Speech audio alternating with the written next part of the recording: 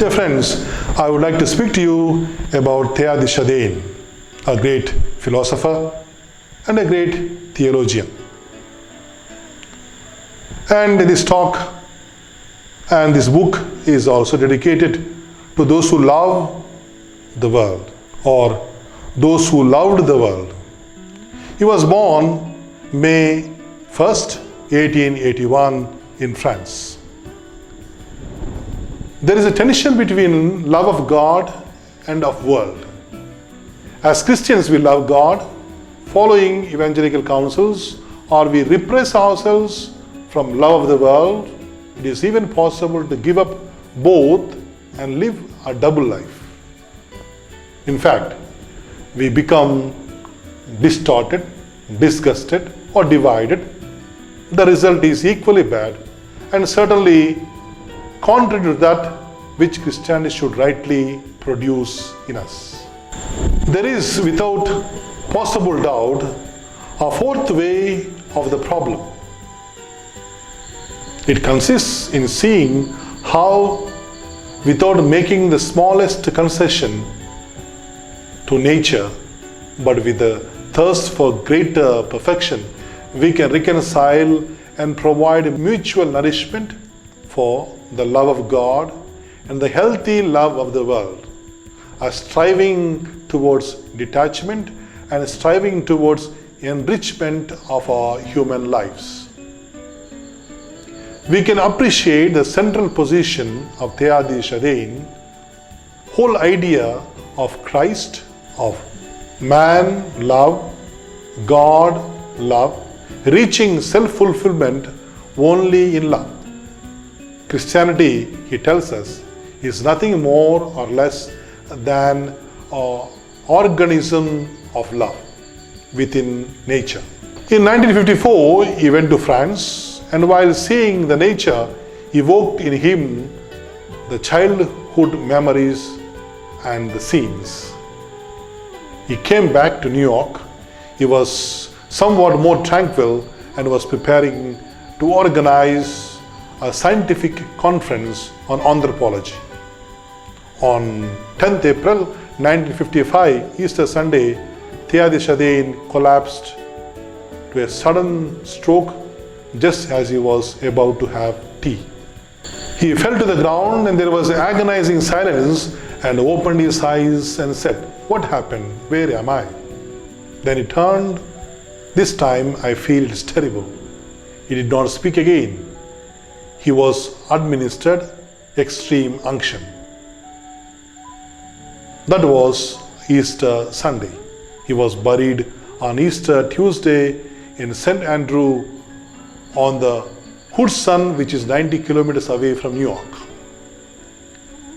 In his own self, the integration of life had been achieved if he loved God, and it was through the world. And if he loved the world, it was as a function of God, the animator of all things. The joy and strength of his life, he wrote a month before his death, will have lain in the realization that when the two ingredients, God and the world, were brought together, they set up an endless mutual reaction, producing a sudden blaze of such intense brilliance that all the depths of the world were lit up for me.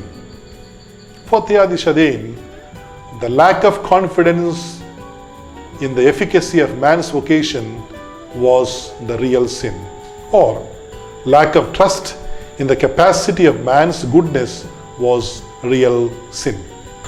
Our natural weaknesses could be looked on with indulgence as long as the desire to rise, to progress forward and upward was sincere.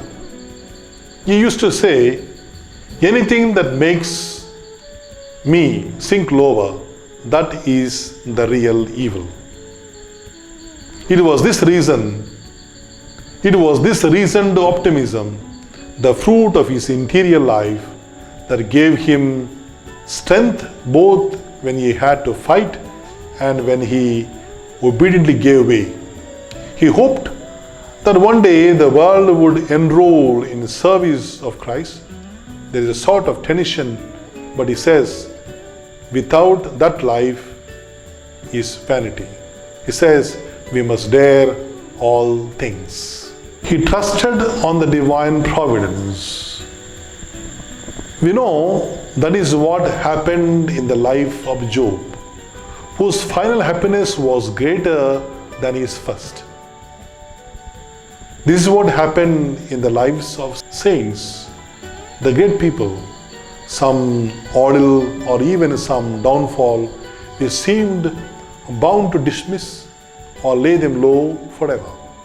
Failure is like a pruning knife for a plant. The collapse is an experience which becomes a way for transformation.